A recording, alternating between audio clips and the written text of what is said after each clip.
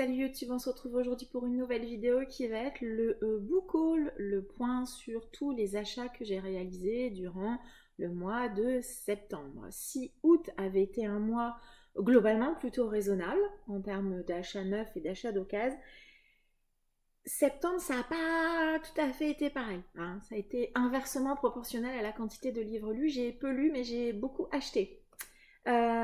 Pourquoi bah, vous allez voir, majoritairement parce que j'ai fait pas mal de brocantes et autres bourses aux livres, et puis parce que septembre c'est le mois de mon anniversaire, et du coup, et on va commencer par ça, mon mari m'a acheté beaucoup de graphiques. Voilà, vous n'êtes pas sans savoir si vous me suivez régulièrement que je lui donne une wishlist de séries, et que comme ça de temps en temps, quand il chine, il m'en achète une de temps en temps.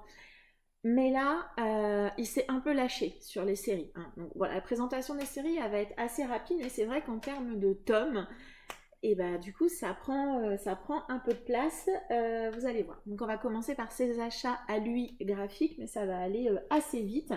Donc la première série qu'il m'a offerte, et je suis ravie, mais toutes celles qu'il m'a offertes, je suis ravie de toute façon.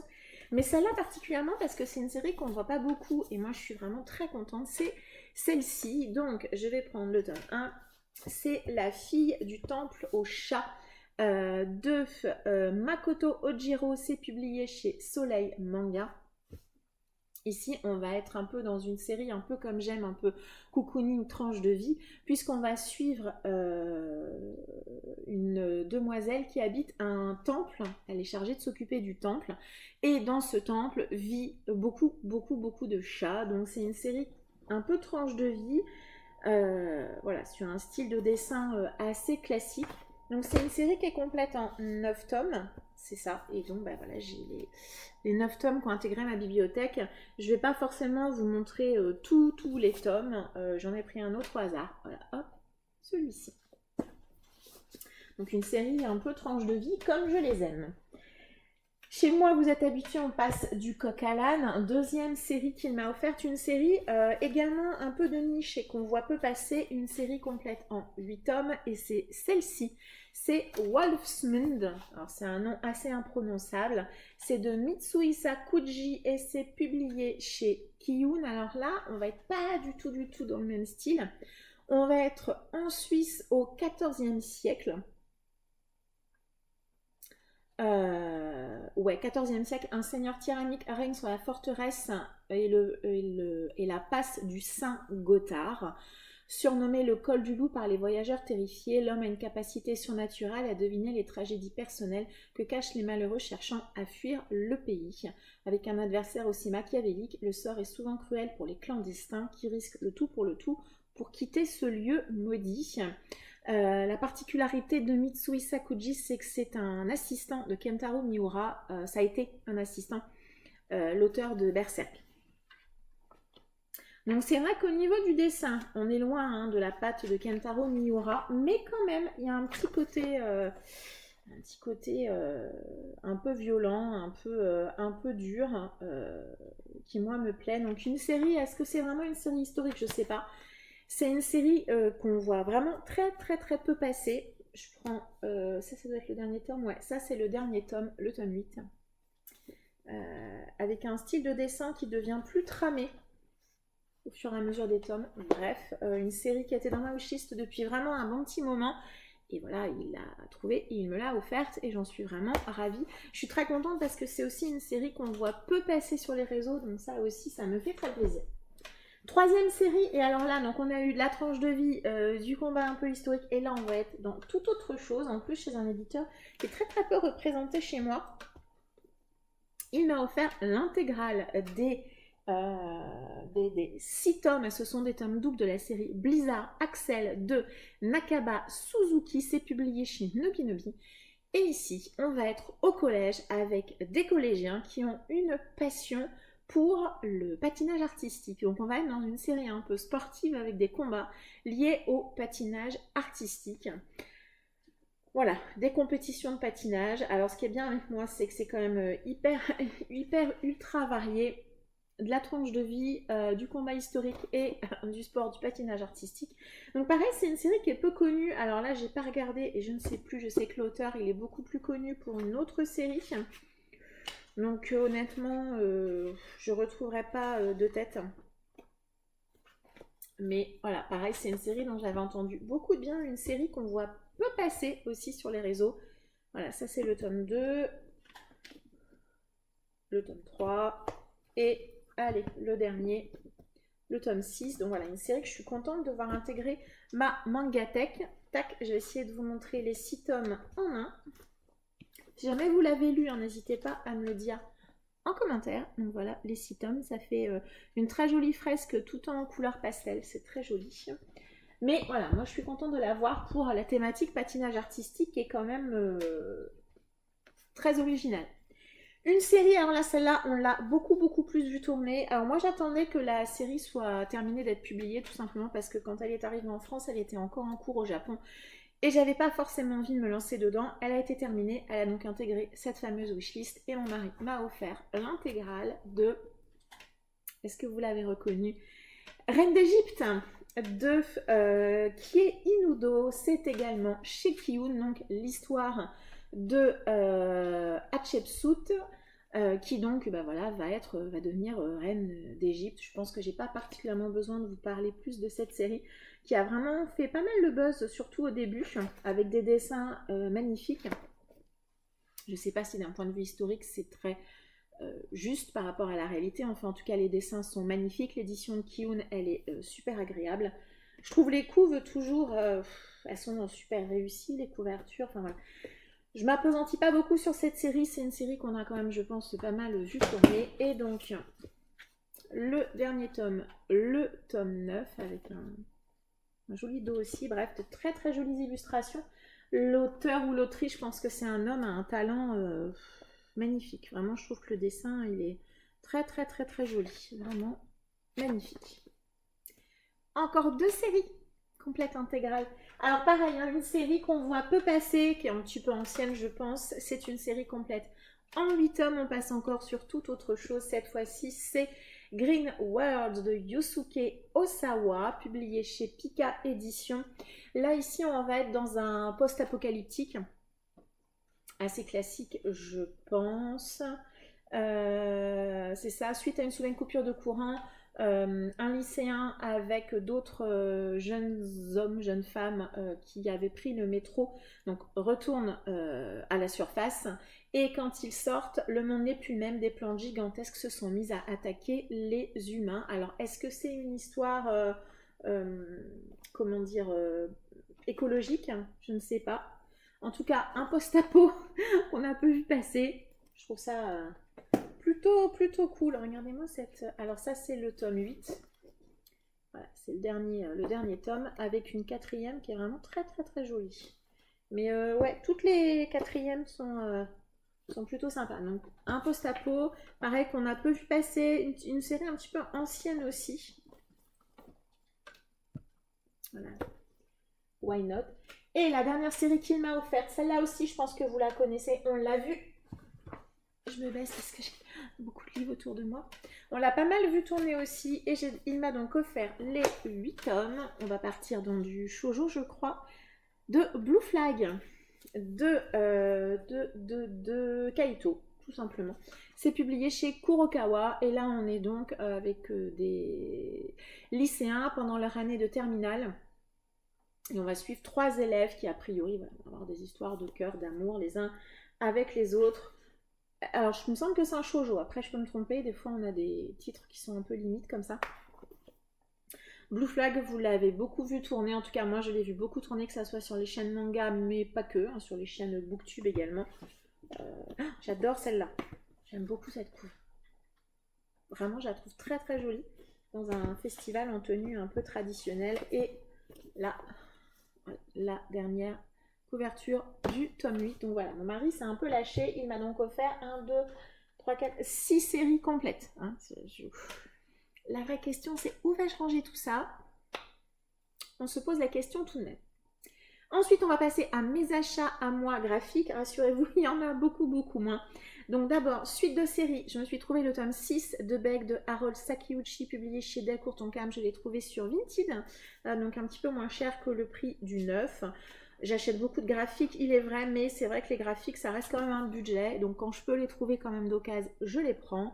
Beck, l'histoire de la création d'un groupe musical avec ce jeune garçon Yukio qui va donc se mettre à jouer de la guitare. Bref, je vous en ai déjà parlé à plusieurs reprises, je pense. Un tome 2, je me suis trouvé Planète de Makoto Yukimura, c'est publié chez Panini, c'est ça. Donc là, vous avez vu le tome 1 il n'y a pas longtemps, j'attends d'avoir le tome 3 pour me faire une relecture, alors peut-être que je me les garderai pour avril autour de la SF de l'année prochaine. J'ai déjà lu Planète, c'est une excellente série de space, alors qui se passe dans l'espace, voilà, space opéra, planète opéra, espace en tout cas, avec des vrais questionnements sur l'humanité, l'homme, sur les choix qu'on peut faire, enfin voilà. Finalement que ça se passe dans l'espace ou sur Terre, l'homme reste l'homme, on va dire. C'est une série que j'avais adoré, j'adore l'animé, le manga, il est top, je l'avais lu également, donc je me reprocure Planète sous cette version-là et je prendrai grand plaisir à la relire puisque la version que j'avais avant, c'était la version où vous pouvez effectivement tuer quelqu'un avec l'énorme one-shot. En version, les trois en version reliée hardback, ça sera quand même beaucoup plus agréable, je pense, à lire. Donc, si vous ne connaissez pas, lisez Planète, c'est formidable. Autre suite de série, je me suis pris le tome 12 de Full Metal Alchemist de Hiromu Arakawa, publié chez Kurokawa. Toujours cette couverture qui se poursuit derrière avec Jenny, je crois qu'elle s'appelle Jenny, j'ai un doute. C'est la mécanicienne qui s'occupe notamment d'Edouard et d'Alphonse. Alors, je vais essayer de vous montrer une page, mais sans vous spoiler, parce que là, je viens de voir quelque chose. Et j'ai pas... Ah, voilà. Ça ne prête à rien. Voilà, un dessin classique, vous l'avez vu plein de fois, c'est un énorme classique du manga. Si vous n'avez pas lu Fullmetal Alchemist, qu'attendez-vous? Que dire de plus que ça? Et ensuite, en suite de série, justement, je me suis pris le tome 4 de Shiga Hime de Sato Hirohisa, publié chez Mangetsu. Donc là, on est sur du vampire. Il me semble que c'est ça, quelque chose d'assez assez creepy, assez glauque. Série qui sera complète en 5 tomes. Et ensuite, un tome que j'ai trouvé sur Vinted, le tome 1 de Sailor V de Naoko Takeuchi, publié chez Pika.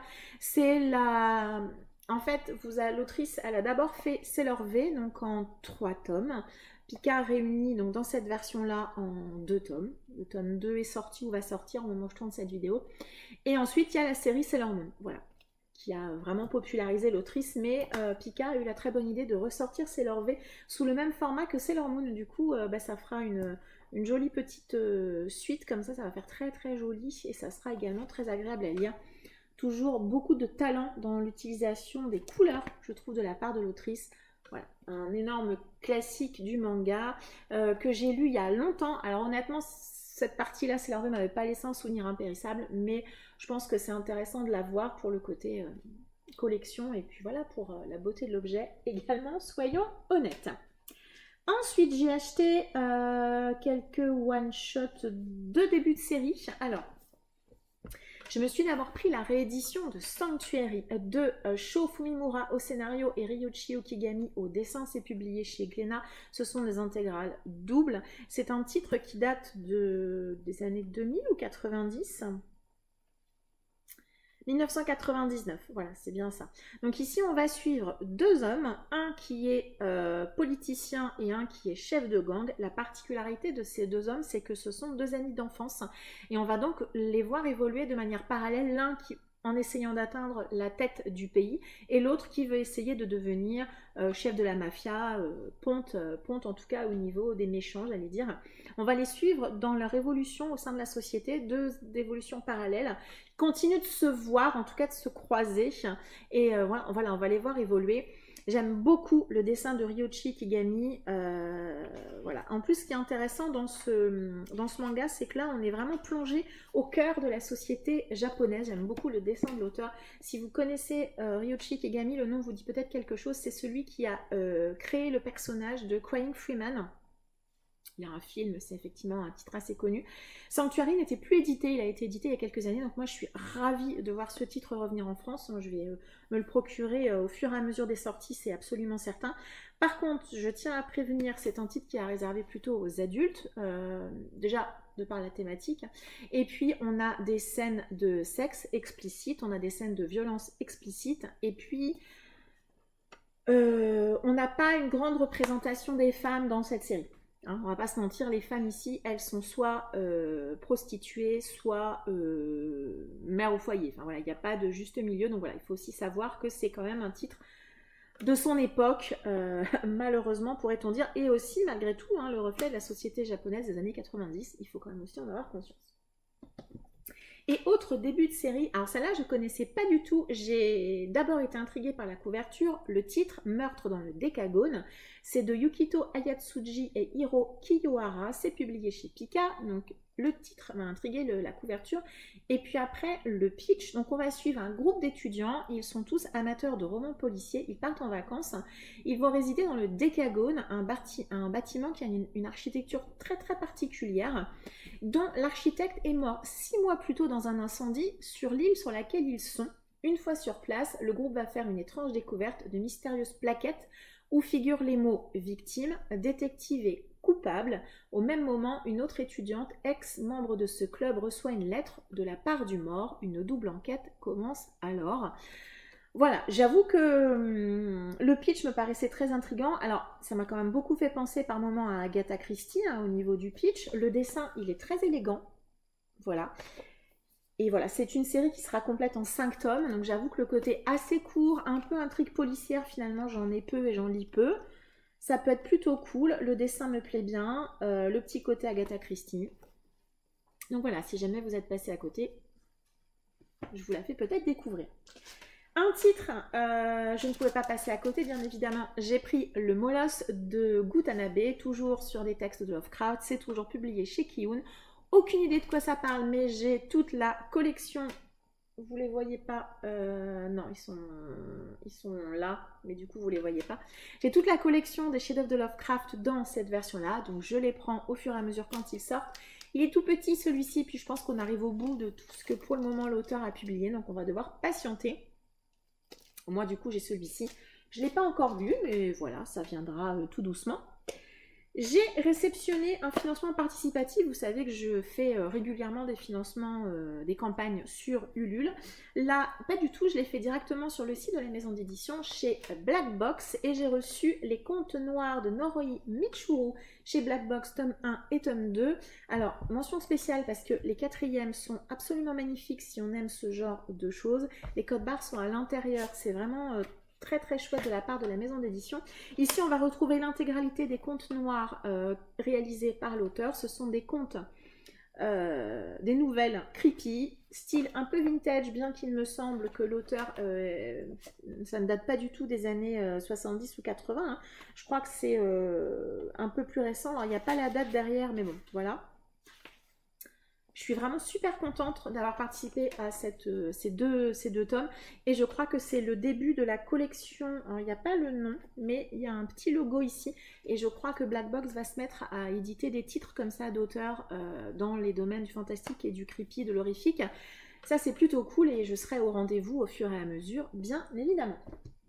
On arrive au bout des graphiques, vous inquiétez pas, c'est bientôt terminé. J'ai pris Batman White Knight de Sean Murphy dans cette nouvelle édition de chez Urban Comics. Alors ils éditent des titres de comics ou des rééditions bien évidemment au format un petit peu plus petit. Alors je pense, on va pas se mentir, que c'est pour surfer un peu sur le succès qui ne se dément pas du manga. Ici c'est un titre qui coûte 5,90. Il y a d'autres titres, il y en a pas mal que j'ai déjà. Voilà, je vous les mets là. N'hésitez pas à aller voir chez votre libraire. Donc moi, je vous recommande notamment Killing Joke et puis également Watchmen. Donc ce sont les deux que j'ai lus et que j'ai beaucoup appréciés.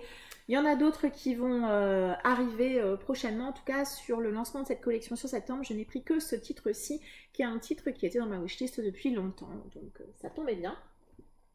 Et on va terminer les graphiques par deux bandes dessinées que je me suis trouvée en brocante. J'étais ultra contente parce que pareil, c'est des titres qui étaient dans ma wishlist. Je me suis d'abord pris Le Château des Animaux de Delep et Dorison. Donc le tome 1, c'est Miss Bangalore. C'est publié chez Casterman. Il me semble que c'est une espèce de réinterprétation de la ferme aux animaux. Les hommes ont disparu et donc du coup les animaux se retrouvent tout seuls. On pourrait penser qu'ils se comportent mieux que nous, mais apparemment... pas tant que ça. Derrière, on nous dit qu'il y aura 4 tomes. Je sais que le tome 3 vient de sortir avec une superbe couverture blanche, donc je suis ravie d'avoir trouvé une misère. Et un autre titre qui me tentait beaucoup, c'est celui-ci, Le Manoir Sheridan de La Montagne et Mailly. C'est le tome 1, c'est publié chez Vent d'Ouest. Le tome 2 vient de sortir et c'est une duologie, donc il ne manque plus qu'un tome. J'avoue que je ne sais pas trop de quoi ça parle. J'avais craqué, on va pas se mentir, sur le visuel. Et puis les dessins sont aussi plutôt jolis. Donc on va suivre un jeune homme, Daniel. Il a volé la caisse d'un magasin. Et donc il disparaît avec son traîneau dans les eaux d'un lac gelé. Il est sauvé de justesse par un homme qui l'emmène au manoir Sheridan. Donc est-ce que ça va être quelque chose autour du fantôme? Peut-être, je ne sais pas. On a fait 20 minutes, on a enfin terminé pour les graphiques. Voilà, on va attaquer les romans. Alors, je vais démarrer pour les romans par vous parler des titres que je fais en kiosque, toujours dans la collection Maître du Fantastique. J'en ai eu 4 ce mois-ci, ça va aller assez vite. Donc, on a un énorme classique, c'est Le Roi en jaune de Robert W. Chambers. Énorme classique, Le Roi en jaune, vous le retrouvez cité notamment, je pense, chez Lovecraft. Et également, vous l'avez un petit peu en pointillé aussi, on en entend un petit peu parler, il me semble, dans la série True Detective. Bref, voilà, on va retrouver un certain nombre de nouvelles autour du Roi en jaune, donc je suis ravie de l'avoir dans cette collection, sachant que j'ai déjà un recueil qui contient le Roi en jaune, donc ça me donnera l'occasion de comparer notamment la traduction. Un titre que je ne connaissais pas du tout, La Machine à assassiner de Gaston Leroux, grand auteur français. Un titre de Bram Stoker, Le Joyau des 7 étoiles. Alors, non, j'allais dire peut-être un recueil de nouvelles, non, c'est vraiment un seul roman. Et ensuite, alors là, je suis vraiment hyper contente, c'est Nous autres de Evgeny Zamyatin. Il est sorti il n'y a pas très longtemps chez Babel. Et alors, chez Babel, je ne sais plus si c'est Les autres ou Autres ou Nous. Bref, c'est un titre, le titre n'est pas exactement le même que celui-ci. Ici, on est dans un plutôt science-fiction post-apo, je crois. Et je suis vraiment... Ouais, c'est une dystopie. C'est ce qu'on nous met là. On nous met, nous autres, un roman dystopique. Donc c'est bien ça. Hein. C'est bien, on est bien sur quelque chose d'un peu science-fiction. Je suis très très très contente de le voir intégrer cette collection. Terminé pour les maîtres du fantastique, on va maintenant passer au service de presse. Alors, d'habitude, je reçois pas beaucoup.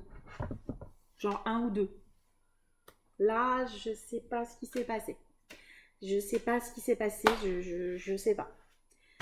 Je ne sais pas. J'ai tout reçu en même temps. Est-ce que c'est l'effet rentrée littéraire? Je sais pas, il y en a quand même quelques-uns.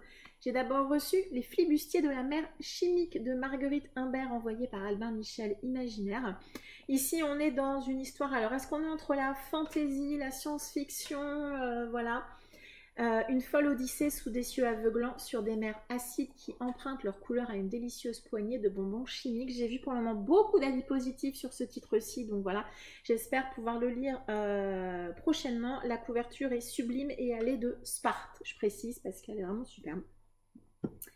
Alors j'ai reçu de chez ActuSF 2 titres, un demandé, un non demandé. Voilà, alors le non demandé, Je suis quand même contente de l'avoir eu, même si je l'avais pas demandé, c'est pas grave. C'est L'étoffe dont sont tissés les vents de Antoine Saint-Épondy. Alors, c'est un recueil qui va parler de la Horde du Contrevent. Donc, on a une ou deux nouvelles d'Alain Damasio qui se déroulent dans l'univers ou qui reprend des personnages de la Horde. Et puis, on a pas mal d'analyses autour de la Horde du Contrevent. J'ai découvert après que c'était un titre qui avait déjà été publié il y a quelques temps. Donc je suis ravie d'avoir ce recueil. Par contre, voilà, je ne le lirai pas forcément maintenant. Et puis c'est le genre de titre, je l'avais mis en wishlist honnêtement, parce que moi c'est le genre de choses qui peuvent m'intéresser, surtout sur un titre comme La Horde. Mais je me dis, est-ce que ça vaudrait pas le coup que je le relise avant, peut-être, pour pouvoir bien m'imprégner du roman avant de relire les nouvelles. Et puis du coup, les analyses autour du texte, ça pourrait être sympa. Donc je ne l'avais pas demandé, mais je suis malgré tout contente de l'avoir reçu. Et alors celui-ci, je l'avais demandé, le pitch, il a l'air dingue. C'est La lumière lointaine des étoiles de Laura Lam chez ActuSF. Donc ici, on nous dit que la Terre est au bord de l'effondrement et que du coup, il n'y a qu'un seul espoir, hein, c'est de rejoindre Cavendish, une exoplanète qui est donc propice à l'installation d'une colonie terrienne. On va envoyer dans l'espace, à bord d'un vaisseau volé, un groupe de femmes en fait, et à l'intérieur du groupe de femmes, on va avoir notamment Valérie Black, qui est femme d'affaires visionnaire et qui a rassemblé autour d'elle les meilleurs des meilleurs. Est-ce que c'est... Alors, honnêtement, quand je l'ai lu, ça m'a un peu fait penser aux Gardiens de la Galaxie, voilà, avec ce groupe de femmes un peu atypiques et tout ça. Est-ce qu'on a une forte portée féministe? C'est possible, ces femmes qui vont essayer d'aller du coup sauver la Terre, enfin voilà. J'ai vu David Mzedo qui a beaucoup aimé, si c'est pas adoré ce roman, parce que je dois bien avouer que quand j'ai pas lu les romans, j'aime pas trop lire les chroniques pour ne pas influencer mon avis. Le pitch me plaisait beaucoup, voilà, j'espère le caser très très prochainement. J'ai reçu les 2 prochaines parutions également de chez Critique. Alors, on va pas se mentir, Critique, au niveau des coups, il déchire en ce moment. Tout d'abord, un titre que je pense que vous avez vu pas mal passer parce que la couve de Didier Graffé, elle est dingue. C'est La fureur des siècles de Johan Elio chez Critique. Donc, ici, on nous parle, on nous dit qu'on est au XVIe siècle. Léonard de Vinci conçoit une machine prodigieuse qui permet de voyager dans le temps. Et à Florence, une bande de mercenaires enlève le jeune clerc Reginus en mission pour voler la machine. Il compte sur la mémoire extraordinaire du garçon pour les guider à travers les âges, puisqu'en fait, une fois que vous êtes rentré dans la machine, vous perdez un peu la mémoire. Ça a l'air sympa, c'est pas trop gros par rapport aux autres romans de chez Critique. Et ensuite, un autre roman qui est un roman de fantasy qui a l'air un peu plus classique, c'est Grain de sable de Louise Roulier, avec une très jolie couverture, avec un dragon ici. Alors ce qui m'a plu dans celui-ci, c'est qu'on me parle de combat à l'arrière, et forcément ça m'a fait penser à des combats de gladiateurs. Donc on nous parle du mage Cobal Galtès qui meurt dans l'arène sous les yeux de sa fille. 15 ans plus tard, la famille de cet homme a sombré dans le chaos. Lydia, qui est donc la fille du mage, veut se venger, si j'ai bien compris. Voilà, on va s'arrêter à ça. Je ne vais pas trop lire le résumé non plus. Fantasy, ça ressemble... Alors là, pour le coup, on est sur du critique. Hein. C'est épais et c'est écrit petit, me voilà rassurée. Les éditions Hauteville avaient fait un appel à ASP sur leur compte Instagram. Et ça tombe bien, c'était 2 titres qui étaient dans ma wishlist. Par contre, surprise, je pensais que c'était des poches. Et quand je les ai reçus, ce sont des grands formats. Alors, je ne sais plus quel est le tome 1, quel est le tome 2. Donc ce sont 2 titres de Philippa Grégory, c'est du roman historique.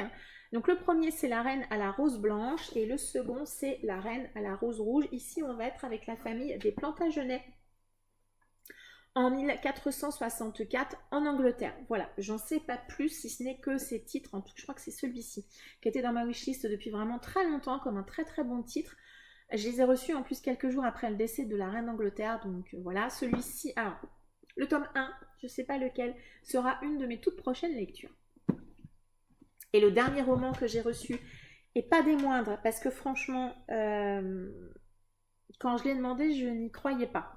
Voilà, j'ai reçu Léopard noir, loup rouge de Marlon James. C'est publié chez Albin Michel. Alors, la couve est magnifique, déjà. Et on est ici dans un roman de fantasy d'inspiration africaine. On nous parle du Seigneur des Anneaux, de Game of Thrones, de Black Panther. Ça a l'air de se passer principalement en Afrique. On a beaucoup de cartes. J'ai commencé à lire un petit peu le premier chapitre. L'écriture a l'air un peu particulière. Voilà, va falloir que ça le fasse, j'espère que ça va me plaire. Je pense que c'est le genre de roman où moi je vais avoir besoin de m'immerger à l'intérieur. Donc on a beaucoup de cartes Et alors, on a aussi une liste des personnages. Ça m'intrigue et m'inquiète à la fois toujours beaucoup.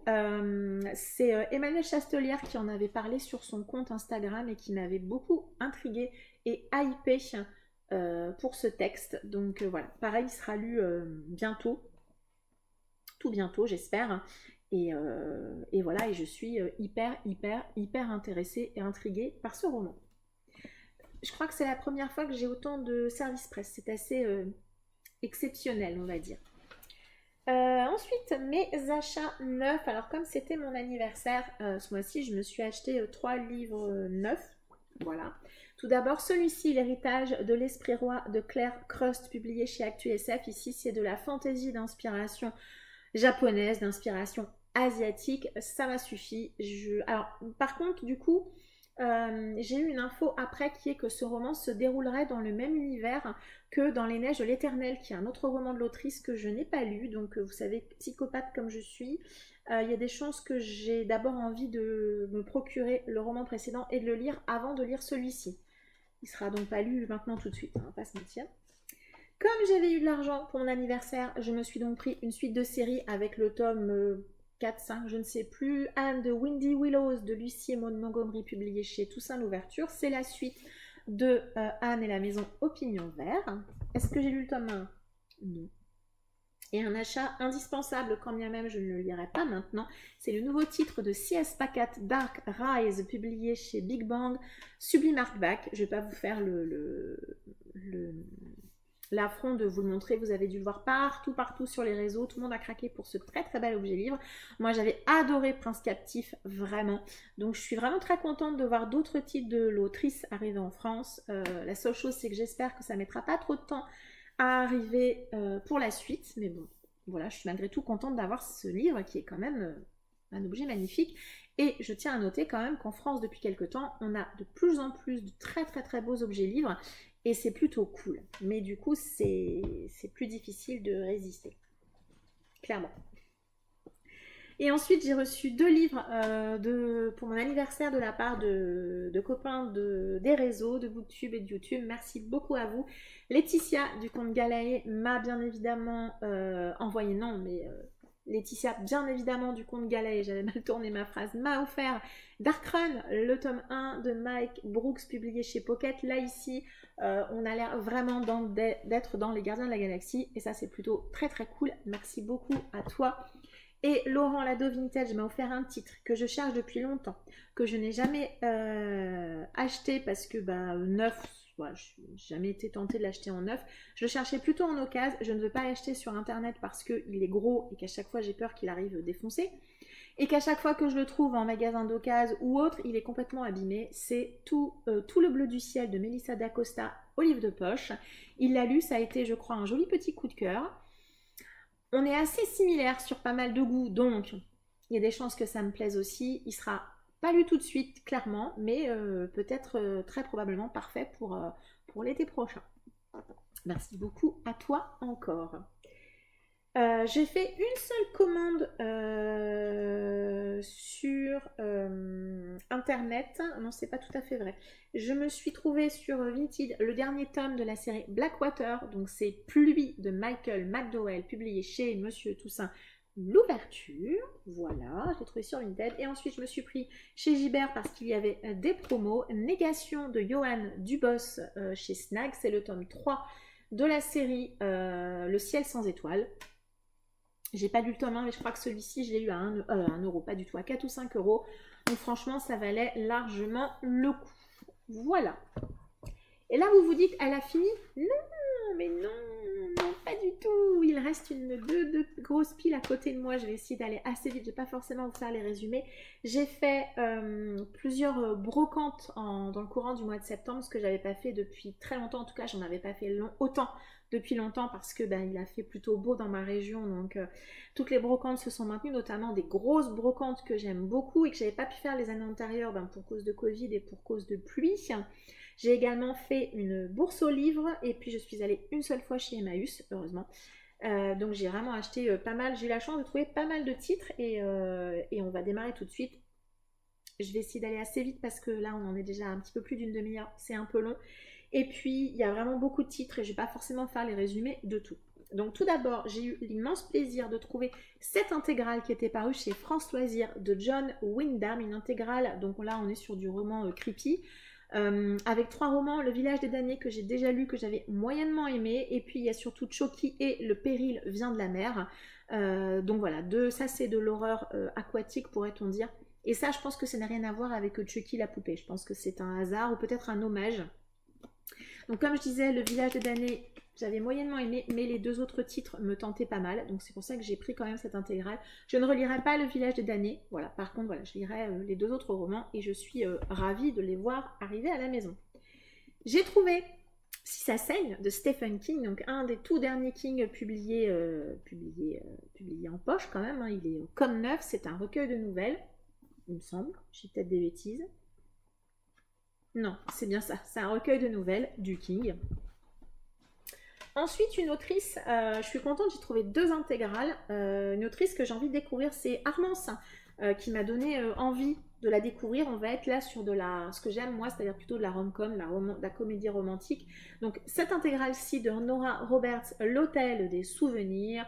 On est a priori dans un petit village, histoire de famille et tout ça, ça j'aime beaucoup. Et une deuxième intégrale, 3 rêves. Toujours de Nora Roberts. Voilà, là a priori on va suivre 3 jeunes demoiselles, Margot, Kate et Laura. Voilà, je pense que ça, elles vont avoir des liens entre elles. Voilà, probablement de la comédie romantique. Nora Roberts, c'est une autrice que j'ai jamais lue, mais c'est le genre d'histoire que moi j'aime bien parfois, donc je me dis que ça peut le faire. Un titre, je suis hyper contente de l'avoir trouvé. C'est celui-ci, Le labyrinthe de Pan de Guillermo del Toro et Cornelia Funke, publié chez Michel Lafon. Alors, je pense que c'est peut-être une adaptation du film, je ne sais pas. En tout cas, l'objet livre, il est vraiment très joli. On a pas mal d'illustrations, c'est assez aéré, c'est vraiment un joli objet. Donc voilà, je découvrirai et puis bah, écoutez, on verra bien ce que cela donne.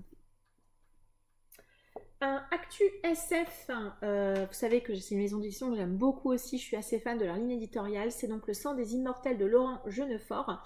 Et alors ce qui m'a bien plu, c'est qu'ici on va suivre 4 personnages qui ont l'air un peu barrés. C'est une thématique gardien de la galaxie aujourd'hui, hein. Le mercenaire, le chasseur, l'ancien prêtre et l'anthropologue. Ils doivent chasser un être qui s'appelle Drac. Voilà, j'en sais pas plus, pas besoin d'en savoir plus. Un Joël Dicker, L'énigme de la chambre 622, c'est publié chez Rosie Wolf.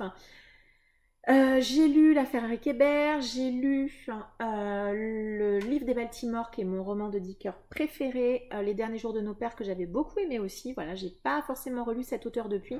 Il me semble que celui-ci c'est pas son meilleur, mais bon, moi jusqu'à présent j'ai bien aimé ce que j'ai lu, donc pourquoi pas.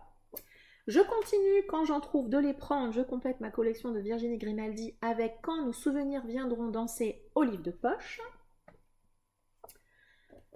Un Olivier Norek avec Impact publié chez Pocket. Ici, je crois que c'est pas le meilleur non plus hein, d'Olivier Norek, clairement. Il est assez court, thématique réseaux sociaux et autres, je crois. On verra. J'ai vu beaucoup d'avis négatifs sur ce titre, mais bon, j'aime bien me faire mon propre avis quand même malgré tout.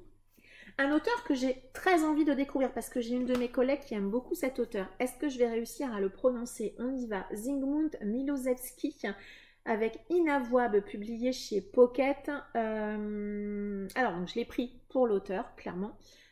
Ici, on va être... Ce qui me tend bien que cet auteur aussi, c'est qu'on est en Pologne, je crois. On n'est pas du tout dans un pays dans lequel on est habitué. On n'est pas en Angleterre, États-Unis, ça, on est en Pologne.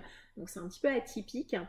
Donc ici on va suivre donc le gouvernement polonais met sur pied une équipe clandestine pour aller récupérer le portrait de jeune homme, un tableau qui a été peint par Raphaël, chef-d'œuvre disparu dans les décombres du Reich et qu'on vient de redécouvrir, en tout cas qui vient de réapparaître. Petite briquette, à voir.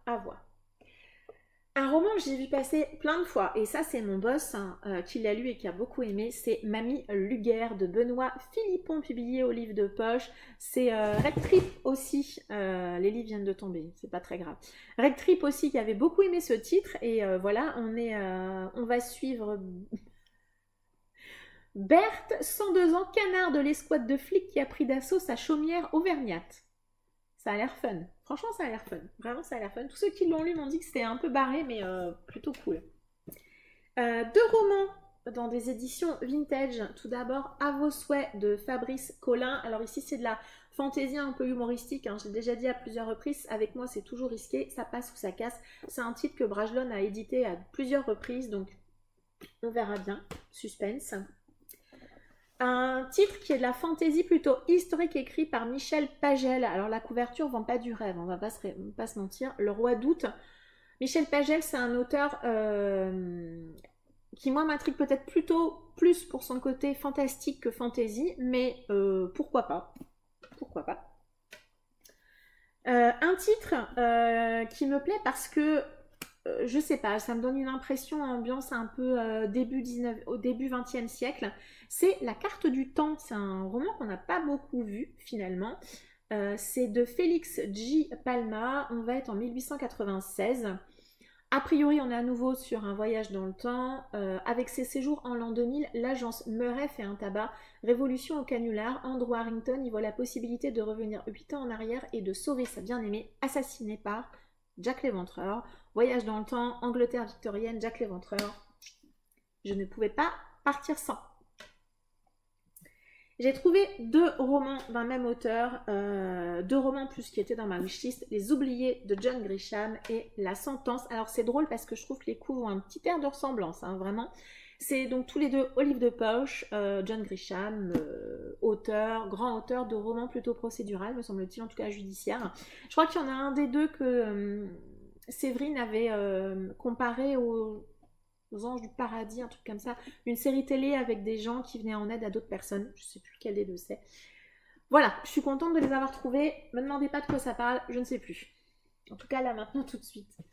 Deux romans de chez Babel et deux suites de séries pour moi. Donc L'Homme de Lewis de Peter May qui va me permettre de terminer, de clôturer la série. La trilogie écossaise, c'est ça. Puisque j'avais L'île des chasseurs d'oiseaux, j'ai Le Briconnier du lac perdu qui est le tome 3. Il me manquait le tome 2, le voici. Et le tome qui me manquait de Camilla Lackberg, c'est Le Dompteur de Lion. Donc on va suivre toujours notre petit duo à Jalbaka, des enquêtes policières assez classiques. Moi j'aime bien, c'est assez doudou, assez cocooning. Et voilà. J'espère pouvoir relire un tome d'ici la fin d'année. On arrive au bout, les gens, il en reste 4. J'ai trouvé deux romans Gallmeister et alors honnêtement je les ai pris parce qu'ils étaient pas chers et c'était des Gallmeister. J'ai d'abord trouvé Deep Winter de Samuel W. Gailey. Danny va découvrir le corps d'une femme, sauf que c'est pas n'importe quelle femme, c'est sa petite amie, sauf qu'a priori c'est pas lui qui l'a tuée. Hein. Et alors celle-ci j'aime beaucoup la couve, c'est Le Dernier baiser de James Crumley. Lancé sur la piste d'un romancier en cavale, le privé atterrit dans un bar où l'écrivain se saoule à la bière, un bulldog alcoolique à ses pieds. Ça a l'air aussi un petit peu perché. J'ai ensuite trouvé un Nicolas Beuglet, Le Dernier message. Je suis hyper contente, publié chez Pocket. J'aime bien Nicolas Beuglet, franchement. J'ai eu un joli coup de cœur pour L'île du diable. Non, pas L'île du diable, Complot, pardon. Complot, c'était excellentissime. Et j'ai bien aimé L'île du diable, donc j'ai envie de continuer de découvrir cet auteur. Et on va terminer ce gigantissime book haul par un grand classique de fantasy, c'est Gagner la guerre de Jean-Philippe Jaworski, publié chez Folio SF. On va suivre un anti-héros, un sale type. Moi j'aime bien ce genre de personnage. Je me suis rendu compte notamment avec Wadsburg pendant cet été que tout ce qui était de l'ordre de la crapule fantasy j'aimais beaucoup.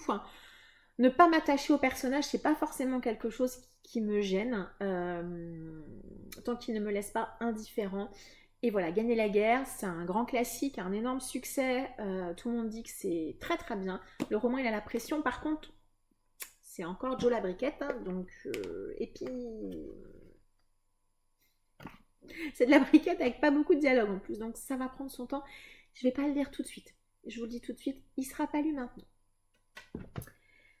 Et voilà, on a enfin terminé cette énorme book haul. Ça faisait quand même très longtemps qu'on n'avait pas eu un book haul aussi gros sur cette chaîne. Comme d'hab, n'hésitez pas à m'indiquer en commentaire si vous avez lu certains des livres que j'ai acquis dans le courant du mois de septembre. Promis, le mois d'octobre sera plus calme. Je l'espère, en tout cas pour mon portefeuille. Je ne vais pas faire ça tous les mois en permanence quand même, c'est pas très raisonnable.